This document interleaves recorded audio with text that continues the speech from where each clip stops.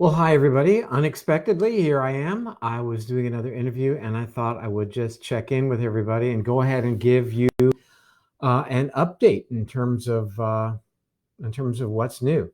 Lot is new. I mean, all the buzz right now seems to be talking about Remdesivir, antiviral medication that we talked about now going back at least a month. We've been talking about Remdesivir and antiviral. And what did the results of yesterday's report tell us? It showed us that the recovery rate was about 31% quicker in individuals getting the dosages of remdesivir, an intravenous antiviral medication, obviously not anything you would take at home. Does that sound like a home run? Let me just put it into perspective. In my view, 31% less time in a hospital, for example, I think is huge. That will have a huge impact on the ability to have resources in the hospital. And it certainly means that people are far more likely to recover or survive, although that wasn't looked at. Mortality was not an endpoint of this study, but the idea is that the longer you spend in the hospital, the more likely you are not to survive. So we're going to watch this very closely. It's nice that we at least have a validated treatment of sorts. We talked a couple of days ago how it looks like in China that they're using a lot of things at one time. Multiple antiviral treatments, using Arbidol, the antiviral from Russia, using Lopinavir as well, which is from Japan as an antiviral. And now we're going to see a lot of usage of Remdesivir and a powerful amplification of the production of Remdesivir so it can be made available aggressively to hospitals that need it. Well, there are a few things I want to cover today, and I want to promise to all of you that I'm going to get to as many questions today as I possibly can, because I know that there's a lot of news, a lot of things we want to cover, and I don't always get to every question. Not that I will today either. But first, I'd like to revisit a study we talked about a week ago. And that was a study published in the New England Journal of Medicine that looked at admitting 215 women to deliver their babies to various hospitals in New York, testing them for COVID-19. And they found that a small percentage were positive, but that's not the real take-home message. The take-home message was that 90%, this is really important because we're going to develop this, 90% of the women getting ready to deliver babies admitted to the hospital who tested positive for COVID-19 had no symptoms at all, didn't even have a fever. And so it's telling us that, well, it was a small study, it was only 215 pregnant women, but it's telling us that there may be something very, very protective in terms of what's going on during pregnancy and moving towards the time of delivery, in terms of being able to carry this virus, be infected by it, and yet not have symptoms, which is, if you're going to get this infection, wouldn't it be great to not have symptoms? Though, the problem with that is, of course, you're at risk for spreading it to others, but nonetheless, what is going on? What is happening with estrogen and progesterone that may be protective? Well, doctors, and as I said at the time I presented this study the other day, wouldn't it be great to start to evaluate why that might be? Well, what we learned was that a study now was brought underway in New York on Long Island, where doctors are now going to treat patients with COVID-19 experimentally by giving them estrogen to hopefully enhance their immune function. And as we've just learned, study going to get underway in Los Angeles, treating COVID patients in the hospital with progesterone, pro for gesterone, gestation. We know the progesterone levels are high during pregnancy. And for me, I want to tell you that we've seen over the years interesting research done in individuals with head trauma also being treated with progesterone. So I want to just get you all away from the notion of thinking about that progesterone is just for gestation, and estrogen is a female hormone, and testosterone is a male hormone. Au contraire, these are hormones that are found in both men and in women and have differing effects. They're not just sex hormones or related to pregnancy, as an example. We know that cells throughout the body have estrogen receptors. And guess what? The immune system has a powerful influence imparted by things like estrogen and progesterone. We know that research shows that estrogen activity has a powerful role to play in regulating both the innate immune system, which is what first comes online when we have an infection like COVID-19, and the adaptive immune system, which is the part of our immune system that kicks in later on that starts to produce antibodies and hopefully gives us immunity. Estrogen influences those two systems, so it might be therefore a good idea that estrogen is being explored. We know that estrogen signaling problems or weaker estrogen signaling is related to worse outcome in men as it relates to having a pulmonary virus infection. So that speaks to this whole notion of estrogen being immunoregulatory. So who knows? We may all be taking a little estrogen if we get infected with COVID-19. The point I would also make is that there may well be some synergy of an estrogen or progesterone protocol along with something like remdesivir. What we talked about a couple of days ago was the protocols being done in China where they throw a lot of things at people. A lot of different medicines are used when patients are hospitalized.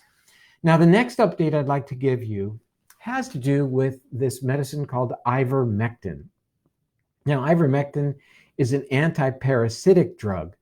We give Ivermectin to our dogs to treat them with dogs that have heartworm. We know that horses are treated with Ivermectin. We know that humans are treated with Ivermectin if they have a parasite, and it's even used as a treatment for head lice, Ivermectin.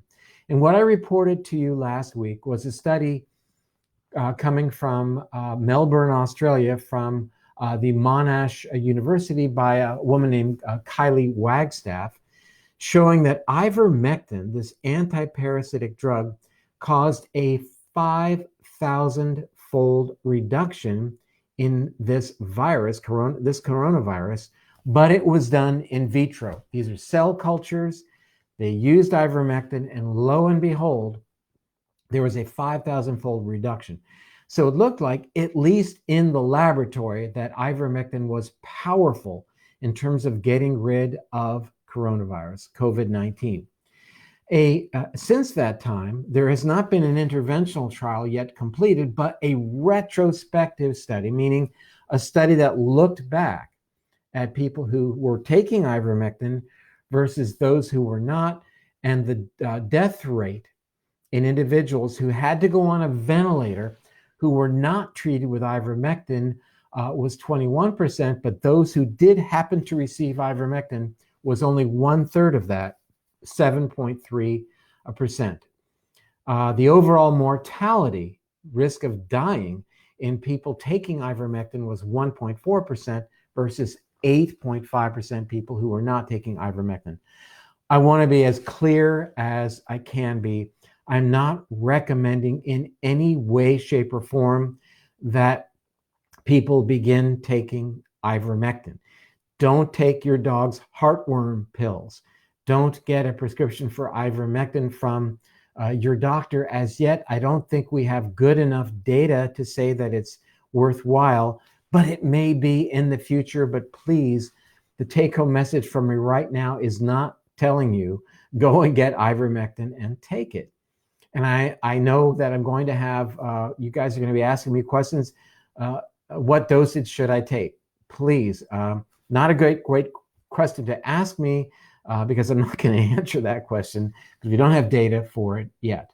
The next thing that's become very interesting is this report from South Korea that in a study of 7,821 individuals who had tested negative. They had COVID-19, and then they got through it. They tested negative. Then they tested positive again. And that was at 2.1% of people. And that raised a lot of eyebrows, and rightfully so. I mean, if you have something like this, you hope that you become immune to it. And yet the read on that was that about 2% of people had either reinfection or reactivation of the virus. In other words, it was still in their bodies, even though they had tested negative. And so new research now, or interpretation, indicates that some of the new testing that these individuals may have had, saying that they are now positive again, this PCR testing, may be not accurate, because apparently there is some discussion that the virus, even though there's no longer virus, it can leave a genetic fingerprint on cells of the lung that can be coughed up into the nasopharynx, and that can then cause a positive test. Well, I'm hoping that's true, because my hope is that when you get this coronavirus, COVID-19, that you develop immunity. Big question out there. Big question is, if you now test positive with the antibody test, is it okay to go back to work now because you're not going to get it again and you're over it? You can't communicate it or transmit it to somebody else if you have high levels of IgG. So I think that's something we need to think about. We're seeing a lot more research now in looking at plasma treatment. I'm very excited about plasma treatment. In other words, taking the blood of people who've recovered, harvesting their plasma. Hopefully it's rich in antibodies against COVID-19 that can then be used to treat others. So around the country, we're seeing people now being able to donate their blood with the hopes that they can treat other people. The early results of some preliminary studies, one published in JAMA, Journal of the American Medical Association, only 5 people, but the results looked positive. Next, I want to talk about this thing that's going around, that somehow it's good to smoke cigarettes. I'm going to have a tough time with that one as it relates to COVID-19. There is some idea that maybe nicotine is somehow protective.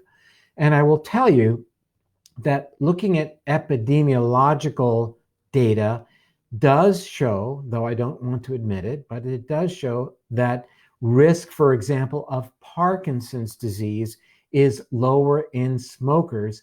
There's been some discussion that risk of bad outcome if you have COVID-19 might be lower in smokers. The bulk of the data and the research that I have seen indicates quite the opposite, that the percentage of current and former smokers is higher among those with severe cases than in non-smokers, 17% versus 5%. So if it looks as if you're a smoker or a former smoker, that your risk for having a bad outcome is increased if you get this virus. So my sense is that smoking is a bad idea.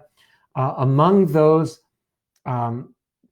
with the idea of being admitted to an intensive care unit and the endpoint of either into an ICU, requiring a ventilator, or dying, the proportion of people who that happens to is much higher in smokers versus non-smokers. In other words, into the ICU, going on a ventilator, or dying, smokers 26%, non-smokers 12%. So that's convincing enough data for me to not be even thinking about the idea of smoking, vaping, anything like that to damage your lungs. You know, it's primarily a lung condition. We don't want to do anything that's going to jeopardize our lungs. And finally, I just want to bring up for discussion today the notion, and this will be a bit of a little science, but bear with me. You know, we talk about obesity and having higher levels of uncontrollable hunger. Hunger is controlled by something called leptin. The higher our leptin levels are, the more hungry we are, maybe the more food we eat. as we have higher and higher levels of leptin, we learn that we become leptin resistant. Leptin resistant means it doesn't act as effectively anymore, and that is ultimately raising our leptin levels, and we become more and more hungry. And it turns out that we need to understand what leptin is, and that is leptin is a hormone in the body, but it has, like so many other chemicals, has multiple roles. It's not just a hunger-related hormone. It's not just a hormone that has to do with hunger, though that's what gets all the attention. It has a profound effect on our immune system.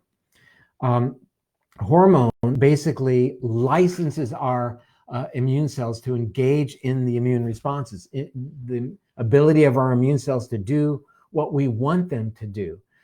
When they become less sensitive to leptin, then they don't work as well. They become less sensitive to leptin when we have higher and higher levels of leptin, like in obesity and overweight. So we need to think about that might be a powerful relationship then between overweight, obesity, and risk for bad outcome. Overweight and obesity, diabetes, coronary artery disease.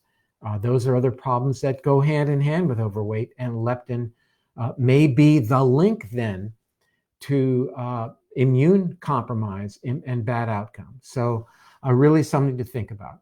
One last update, and then I'll jump on some questions, and that has to do with the studies that are being done. Currently, the number one studies that are being done globally have to do with hydroxychloroquine. The lopinavir, ritonavir combination of antivirals comes in number 2 at 53. And now traditional Chinese medicine, far less studies being done looking at that approach. So many things are being looked at, looking at the ACE inhibitor drugs that we've talked about, looking at antacid pills like Pepcid, that's being studied, estrogen, progesterone being studied, and certainly a lot of attention on Remdesivir, being especially in light of Dr. Fauci's comments yesterday and the positive results showing a 31% reduction in terms of how long people need to be hospitalized. And I think that's huge. Okay, ladies and gentlemen, let's take some questions. Somebody said no audio. Is there audio? I need to know that. Otherwise, we've certainly wasted our time. Okay, let's take some questions. What does the estrogen impact mean for PCOS women? That's a great question. So what we typically see in PCOS, which is a kind of a misnomer, polycystic ovarian syndrome, is has to do, of course, with estrogen. The reason I say it's a misnomer is because we can see the metabolic issues of PCOS in women who do not necessarily have cysts on their ovaries. Insulin resistance, the weight gain, the testosterone imbalance.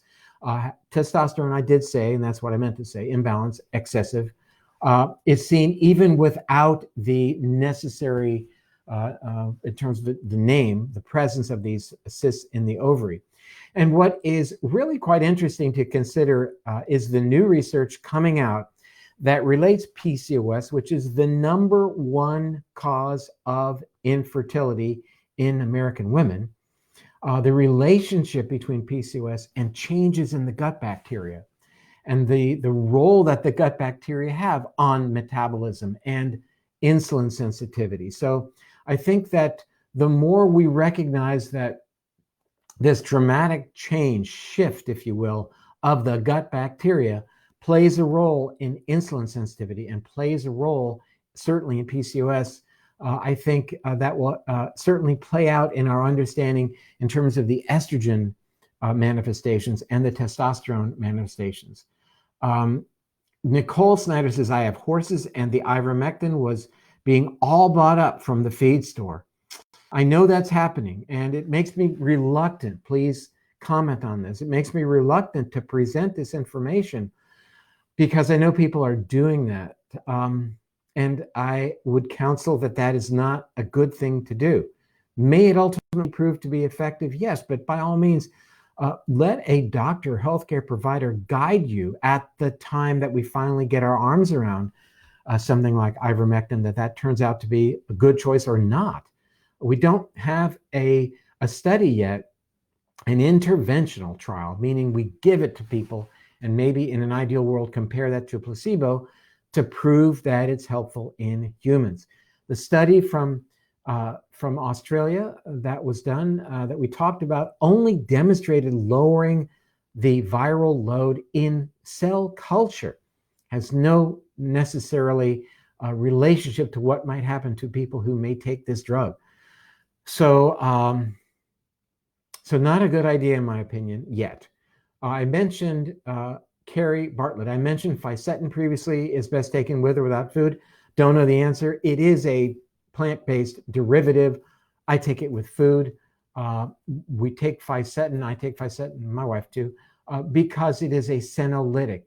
It is described in the literature that I've posted previously as being able to help our bodies rid themselves of aged, less functional immune cells. Okay. Diamine oxidase, interesting comment, but somebody doesn't want to take estrogen. Okay, let me go through some of this question. Okay. Question. If you tested positive, no symptoms for COVID, and positive antibody IgG, are you still immune and not contagious? If you're testing positive on polymerase chain reaction, in other words, a throat swab, or and at the same time showing antibodies, you're likely still contagious. So when you're also talking about the antibodies, if you're only showing IgM, then you may still be contagious. What you want to hope for is the IgG. Let me explain. We have two antibodies that are typically part of the testing. IgM shows an acute response. You get the IgM production, hopefully, if your immune system's working well. When you have the virus, IgM will be produced first. It's the first peak. The longer peak that will give you more extended immunity, we hope, is called IgG. Turns out that I think Quest Laboratory is only testing IgG, and with good reason, because it's the IgG that may well show you that you have immunity. I'm not saying that's 100%. We don't know that just yet. But when you get your results back, if you have both IgM and IgG, likely you are covered. But if you are tested with a throat swab or nasopharyngeal swab and antibodies, and you still showing positive on the throat swab, you likely still have virus. So you need to govern yourself accordingly. Okay, question about the Oxford vaccine trial. Is it true that the control group is being given the meningitis vaccine? If so, how is this true science? Wouldn't this minimize any adverse reaction to COVID-19 vax group? Not sure if it would minimize, yikes, that question went away and I can't get it back. Minimize the reaction. But what did we learn by the results of this study from Oxford? And what is it? Which got a lot of attention past couple of days. So the researchers at Oxford, what normally happens in the development of a vaccine? Let's go back to polio, for example. What was done in polio was they took the polio organism and they altered it in such a way so it wouldn't cause polio. Then they administer it to people and they develop antibodies against this. It looks a lot like polio, but it doesn't give you the disease. So that's typically what the platform has been since the original development of the polio vaccine. But what these researchers at Oxford, Dr. Hill, did, which I think is really kind of exciting, is they used a different respiratory virus that normally doesn't cause a bad respiratory illness, and they tweaked it in such a way to allow the body to create antibodies against it, but those antibodies are cross-reactive with COVID-19, which is kind of it's really great news for two reasons. Number one, it may be effective. They tested it in a group of macaque monkeys and then exposed these monkeys to a very high level of COVID-19, and none of them became ill. but there was only six, I think only 6 monkeys. But the other thing is, it shows that this technology is quick, can work very quickly. And if this works, they can ramp up production in terms of producing hundreds of millions of dosages very quickly. Now, I know that there will be comments about people being fearful of vaccines. You know, there's always a risk-benefit discussion and consideration, and I'm open to that. I do recall that when the swine flu vaccine was created, a not insignificant number of people got Guillain-Barré syndrome from the swine flu vaccine. So again, we got to make sure that these immunizations are really, really safe until they are released. Now, let me digress on something, if I may, and that is this idea that Sweden, for example, is not deeply involved in keeping people at home and doing all the things that, and shutting down businesses, shutting down schools, like has happened here. Restaurants are open in Sweden.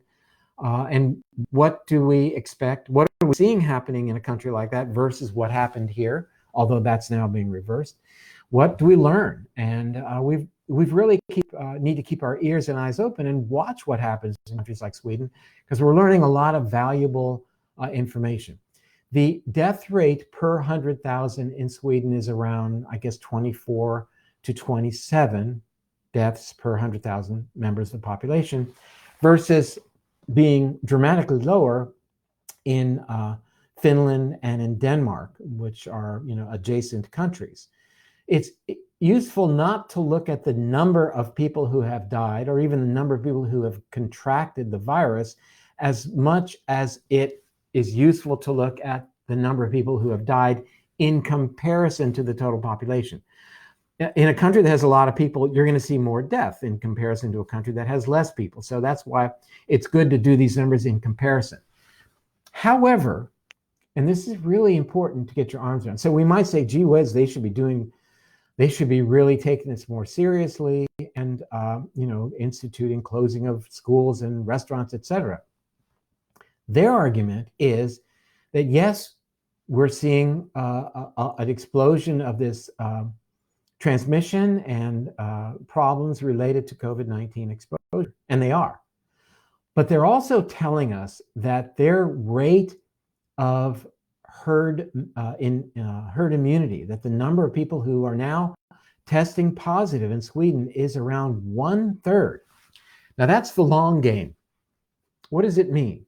It means that they are basically accepting the higher death rate now because it's going to lead them to get to a higher level of percentage of their population who develops immunity in a shorter time frame than in other countries that are practicing the lockdown, practicing the quarantines and the restaurant closures. I don't know which is a better solution to the problem. I will say, though, that as we look at what is happening in Sweden, recognize that what is being portrayed is it's basically a free-for-all, do whatever you want, go to every store, restaurants are all open willy-nilly. It isn't like that, to my understanding. That even though the government is keeping these, allowing every place to be open, like we're now seeing happening in our country, nonetheless, plenty of people are aware of it and practicing distancing, social distancing, many of whom are actually wearing masks, and hand washing in Sweden is strongly recommended. Hand washing is probably the biggest thing that we can do to help reduce risk of contracting this virus. One of the biggest, certainly staying from people who are sick and people and doing the 6 feet distancing from people is very, very appropriate. So I would say that look at Sweden, follow it closely, see how it plays out, but understand that they're accepting more infections on the front end with the idea that they're going to get to a place of herd immunity sooner, at which point the virus becomes much less able in their population to spread. We want herd immunity here as well. And the only two ways to get herd immunity are getting the virus, having the virus spread, or a meaningful immunization or vaccination program. That's how we develop immunity that will last. Now, the idea of getting immunity from a plasma transfer or from getting plasma from someone who's had the disease is interesting, but that will not necessarily be fully protective, nor will it last. So two ways: have an immunization or at least or get the disease. I'm not advocating that you go out and get the disease. I'm still doing my very best not to contract this virus for good reasons. Can I speak to a leptin a little bit more? How can we lower leptin? You absolutely can. Various things that we do to increase our insulin sensitivity will work to increase leptin sensitivity. That's what we want. We want our cells to become leptin sensitive again. So ketogenic diet, exercise, getting a good night's sleep, all of these things can work to lowering our blood sugar and to also improve leptin sensitivity. Excellent question, Jessica Carter. You get points for that one. How important is daily exercise? Very important. Exercise, we'll talk about it in a moment. Actually, I have a blog that I just wrote on exercise and diabetes risk. I think that comes out on Sunday. So Stacy, read that, but you really want to involve yourself in daily exercise, improve your insulin sensitivity, improve your immune regulation, decrease your production of cortisol, and that has a role to play in immune regulation. Although we call it a stress hormone, it actually has an important role in immune regulation as well. Okay, I'm a smoker that have a serious problem in getting this virus. I've been doing a lot of steaming because this virus definitely attacks the lungs. Okay, and I'm not going to say your name. Probably you don't want me to. So I would say that as a smoker, I believe you're at increased risk. And therefore, the message then is to do everything you can to reduce your risk of contracting the virus right now. Don't be hoping that these new treatments that we are learning about or proposed ideas will necessarily ultimately be available to you, much less prove effective. You know, I'm not easing up on the restrictions. Nobody's coming into the house. We're meeting with our neighbors and friends in the front driveway. They bring their own chair. They sit across the driveway. They bring their own appetizers, and it's a different way of socializing with people, but that is what is called for. We call that the new normal. Will it get back to how it was? I don't know, but for now, this is a serious virus. I think the death rate is lower than we had thought it was, but still, when you get it, you know, you're at risk for significant complications, especially if you are older, like me, or if you have underlying conditions like overweight, diabetes, other chronic conditions. Okay, let's go through what do I eat on a normal day? Okay. Well, a lot of times I don't really eat a whole heck of a lot, but lately I've been eating a little earlier in the day after I exercise. So typically around noon or 1 o'clock, I've been eating, and several times a week I've been having, as my break fast, I've been having eggs that are cooked in a frying pan. I also go out and harvest a little bit of kale. I take the kale leaves and put them in the frying pan with a lid so that they are steamed, and lots of olive oil. My wife often makes me a green drink that has added collagen and prebiotic fiber, and I really appreciate that. I do have coffee during the day, but breakfast is me. That's the meal that I then have nothing else until supper time. And then we have a protein of some sort. It could be lentils or mung dal, and as much fresh vegetables as we can get. Our garden is becoming more and more productive, but here in Florida, I don't know how long it's going to last because it gets really hot, and growing a vegetable garden is very challenging.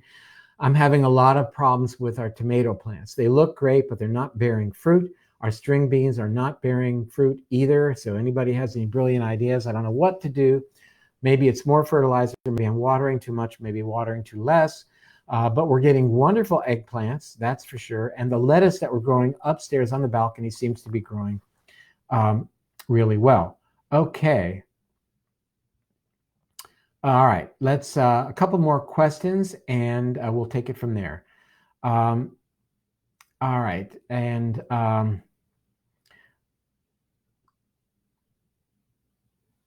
what is your take on the vitamin D study that shows that the correlation between vitamin D levels and the severity of reaction to COVID-19? And this is a question that we've been asked actually quite a bit. And the real question is, what does vitamin D, what is the role that it has in immune function? And there are many. We know that the activity of our immune cells is highly influenced by the binding of vitamin D to what are called vitamin D receptors. We also need to know that vitamin D is important in the creation of what are called antimicrobial peptides. Well, what are those? Those are the body's short protein-like molecules that tend to isolate and help us get rid of bacteria and viruses. So one of them that is getting a lot of attention is something called cathelicidin. But anyhow, I am in favor of vitamin D.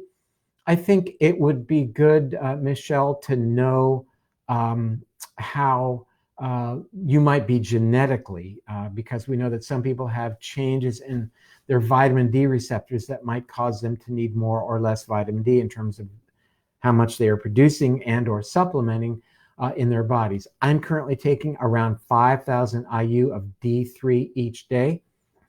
And there you go. Anyway, let me look a little bit more and then we're probably going to call it a day. Why not promote vitamin C to prevent getting the virus? I have seen 3 people turn around 180 in hours with 3,000, 5,000 milligrams a day of vitamin C. There are actually several studies going on right now looking at vitamin C as an intervention, giving it intravenously. And I think there are a couple of studies actually looking at vitamin C levels in terms of outcome.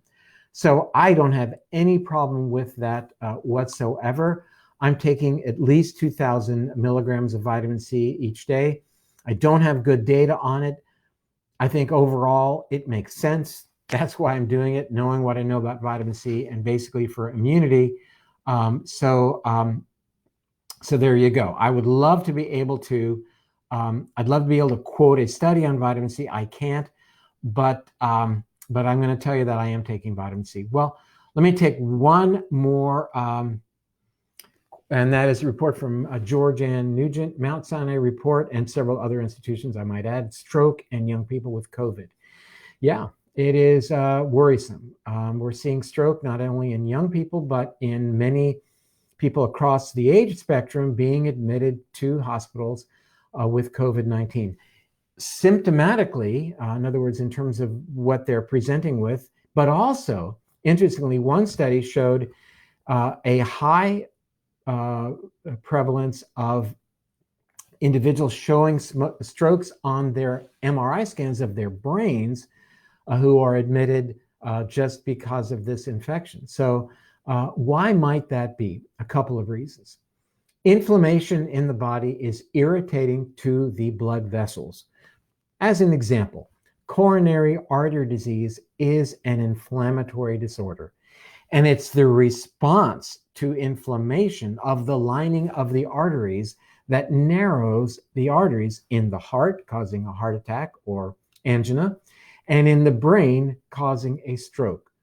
Strokes are inflammatory, but not all are inflammatory. Some strokes are what we call embolic, meaning they represent the blockage of an artery caused by a fragment of something breaking off from lower down, traveling all the way up into a part of the brain, including a small artery. That's called an embolic stroke.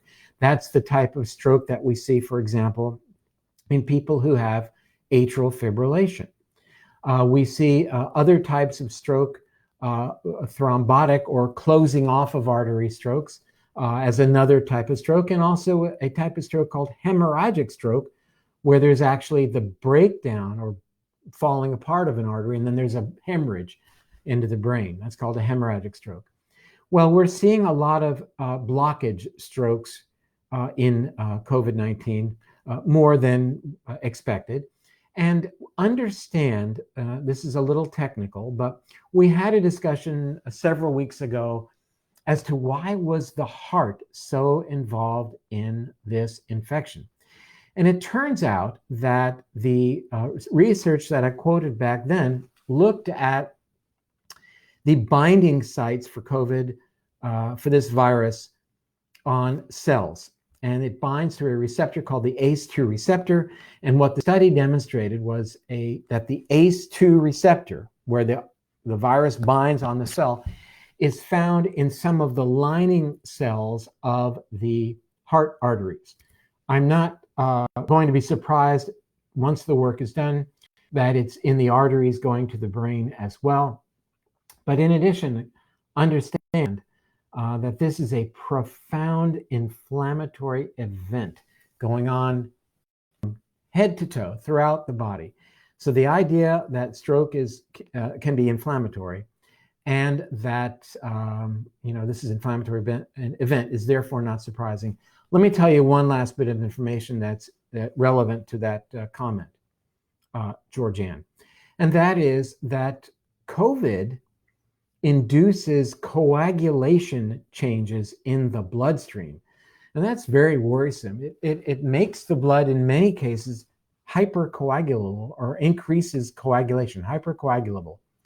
And this can really become accentuated to the extent that the blood will actually coagulate throughout the body, and therefore the body can't receive oxygen. We call this DIC, or disseminated intravascular coagulation, or coagulopathy, and that is, a very, very life-threatening event. So, just by nature of the ability of this virus to increase I hate to say thickness of the blood, but the coagulation aspects of the blood that can be increased by this virus, is very worrisome. It's why many protocols now have people being treated as they go into the hospital, and especially those going into the intensive care units, with blood thinners like heparin, because of the fear that these individuals may develop this coagulation issue, which can be lethal. So that is the answer to that. And I guess let me take one last comment, because I think it's a very good point. It's from Kathy Allen Hendricks, and she says, Sweden is practicing personal responsibility. That's actually a very good point. They're calling upon their population to do the right thing, as opposed to saying the government says you're going to stay indoors, we're going to shut your business, and et cetera. So that's the tact that they took. And it looks like a lot of people are practicing this social responsibility. Here, things were shut down. I don't know which is best. I think we're going to learn which is best. I'm not coming down on either side of this. I'm not by any means ever going to make a political statement as to what we're doing. We'll see how it all plays out. Again, they may get to herd mentality, or herd immunity rather, via their herd mentality sooner than we do, and therefore in the long run it's the right thing to do, or not. We'll follow it closely, and I promise to report back in terms of that very interesting observation. Well, everyone, thank you for watching today. I know this was unannounced, but I was doing a podcast for somebody else, and I got dressed to put on the shirt, so I figured I'd connect with everybody. And here's the thing. On Facebook, on my site here, I'm doing a live broadcast with Dr. Kellyanne Petrucci tonight at 7. We'll be taking questions. She's got a lot of questions to ask me as well. So join us then. And for now, that's all I've got. Love you all. Thanks for paying attention, and we'll talk soon. Bye-bye.